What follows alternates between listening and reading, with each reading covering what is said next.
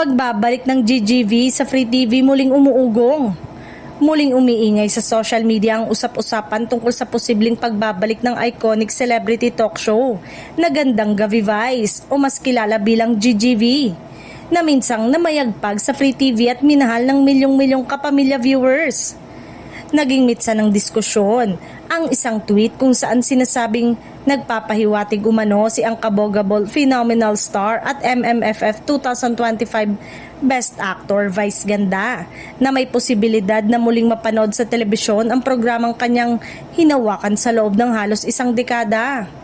Ilang beses nang nababanggit ang GGV bilang isa sa mga programang nais ibalik ng loyal kapamilya fans, lalo na dahil sa natatangi nitong format ng panayam.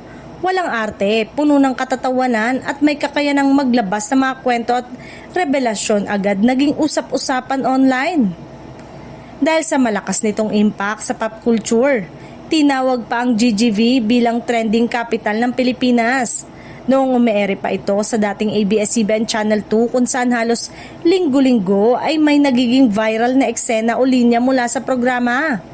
Kung sakaling magkatotoo ang magbabalik ng GGV sa Free TV, tiyak na muling aabangan ito ng mga manonood lalo na ngayon na nasa Free TV na sila via All TV.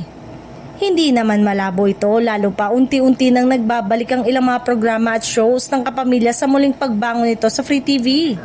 Samantala, ngayon pa lang ay usap-usapan ng mga pangalan ng mga nais nilang mag-guest sa show ni Vice.